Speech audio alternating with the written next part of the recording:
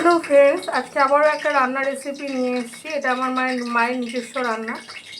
एटा होच्छे आजके कुंद्री दिए कुंद्री बोली आमरा एई सब्जिटाके कुंद्री दिए और चिंगड़ी माछ दिए पोस्त। ताहले देखते थाको रान्नाटा।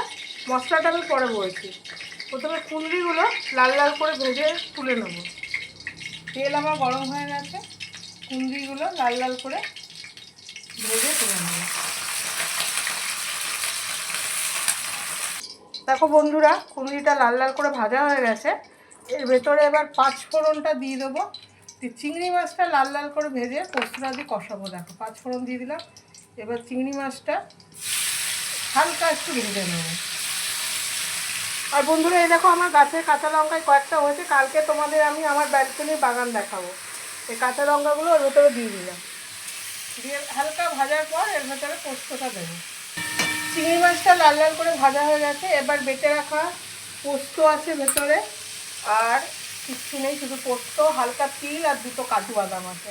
এবার পোস্তটা দিয়ে এবার পুরো কষাবো ভালো করে। একটু হালকা কালার লঙ্কা দিলাম। এবার টেস্ট অনুযায়ী নুন দেবো। যে মশলাটা যখন মানে পোস্তটা যখন ভালো করে কষে যাবে তারপর কুঁদরিটা দিয়ে কষাবো। পোস্তটা হালকা কষছে। এবার কুঁদরিটা দিয়ে একদম মাখা মাখা করে কষাবো। একদম গা মাখা করে কষাবো। দিয়ে অল্প জল দিয়ে ঢেকে দেবো। দেখো বন্ধুরা কত সুন্দর পোস্তর কালারটা এসছে। দেখো একদম কষানো হয়ে গেছে, তেল ছেড়ে দিয়েছে। এবার অল্প করে জল দিয়ে দেবো।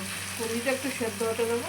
তারপর গা মাখা হলে কাঁচা তেল দিয়ে নামিয়ে দেবো। ঠিক আছে, জল দিলাম।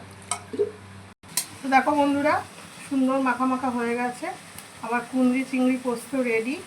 এবার এটা হালকা অল্প একটু উপর থেকে কাঁচা তেল ছড়িয়ে নামিয়ে নেব। অল্প একটু কাঁচা তেল দিয়ে এবার গা মাখা করে নামিয়ে নেব। আমরা তো বন্ধুরা নানা রকম পোস্ত খাই, নানা রকম চিংড়ি মাছের রেসিপিও খাই। এই রেসিপিটা একবার বানিয়ে খাবে, দুর্দান্ত লাগে গরম গরম ভাতের সঙ্গে। চিংড়ি কুঁদরি পোস্ত। আমার রান্নাটা ভালো লাগলে লাইক করো, কমেন্টস করো, শেয়ার করো। আবার পরবর্তী একটা সুন্দর দুপুরের রান্নার ভিডিও নিয়ে হাজির হব কালকে। আপাতত তাহলে সবাই ভালো থেকো, সুস্থ থেকো।